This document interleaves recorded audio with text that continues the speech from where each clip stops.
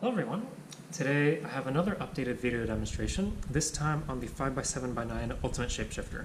This puzzle is made from the MFJS Meilong 9x9 version 3 with black 3D printed plastic extensions. For this puzzle, the extensions have been sanded down to reduce any noise when making turns.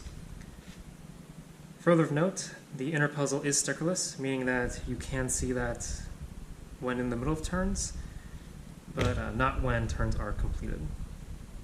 Since this is an Ultimate Shapeshifter, it does indeed shapeshift and bandage, and I will demonstrate a full scramble at the end of the video to show its full shapeshifting capabilities. But first, let's get over the biggest difference between this and its predecessor. The MFJS Meilong 9x9 version 3 is much smaller, and the final 5x7x9 is much smaller as a result, even with the extensions. So heading straight into a size comparison, here's a standard size 3x3. And although the order of magnitude difference is substantial, the size difference is not. Likewise with a standard size 5x5, pretty much just this layer is one layer off. And again, I think it's notable how compact this 5x7x9 is. I don't have a previous version to compare it to, but hopefully you get the idea when comparing to these standard puzzles. These stickers are just standard shades. Let's go ahead and do a checkerboard pattern.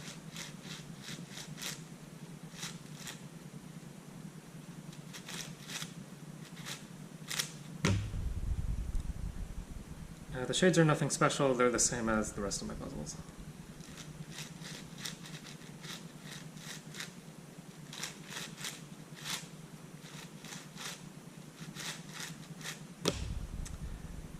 Getting into corner cutting, similar to the 4x6x8, it does have a high tolerance for general misalignments.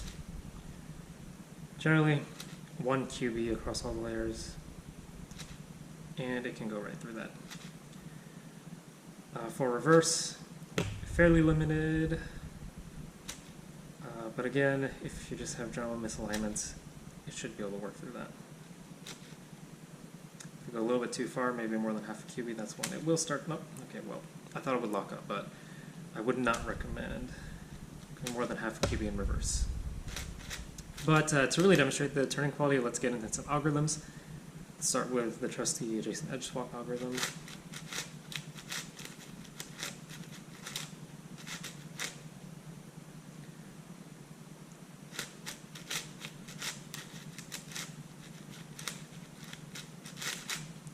So long as I'm not overturning, it does work out pretty well. Let's do opposite edge swap.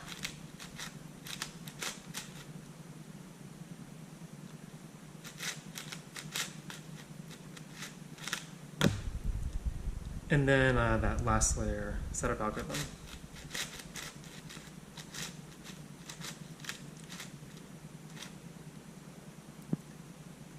Effectively a T-perm.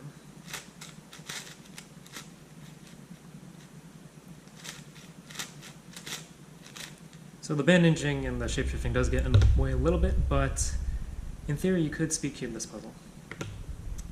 But to really demonstrate the turning quality and the shapeshifting capabilities, I will now go forward with a full scramble. So generally with Ultimate Shapeshifters, you want to first scramble its shape preserved. So I will go ahead and do that. And actually before I do that, that is because we want to fully scramble the puzzle before bandaging occurs.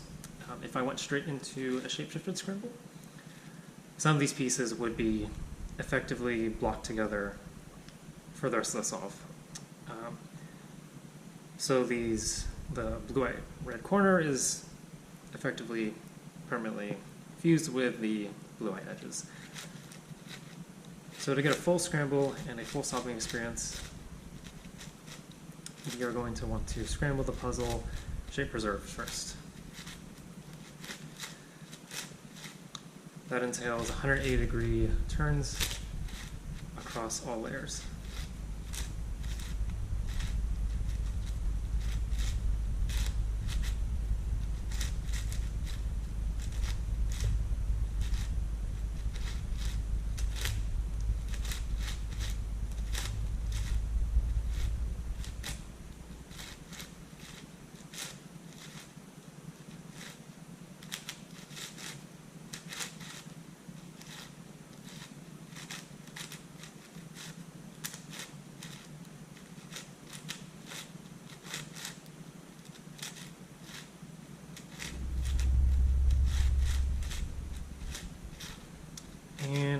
we're getting pretty close.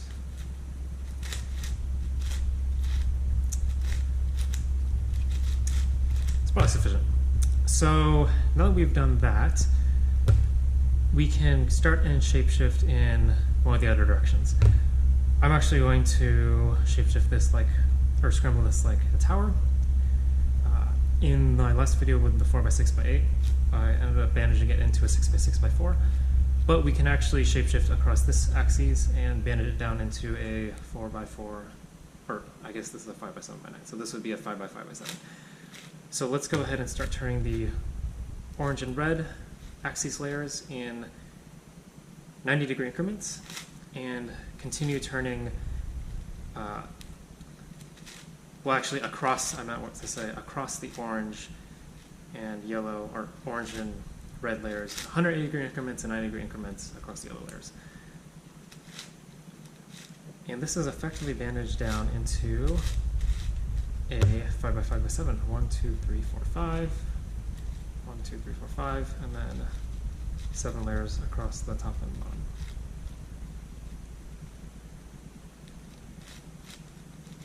Sorry, not 5x5x7, 5x5x9.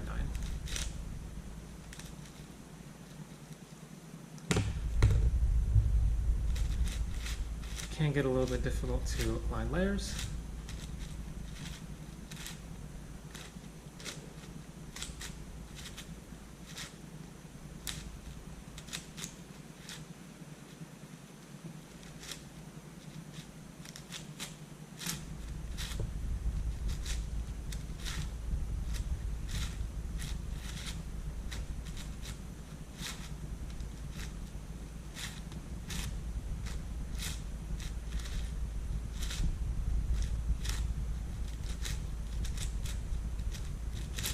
And I would say that's pretty good.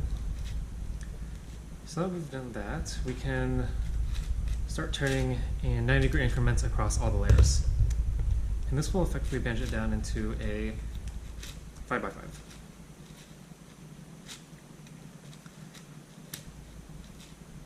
So now we have large pieces that have been completely bandaged together and they're inseparable in this current state.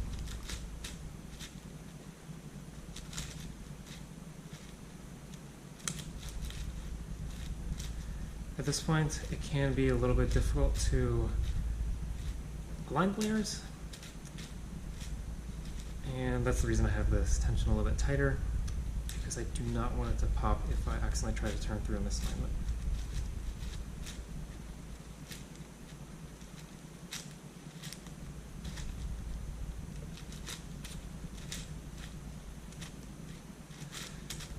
But with that, I think we have a pretty satisfactory scramble.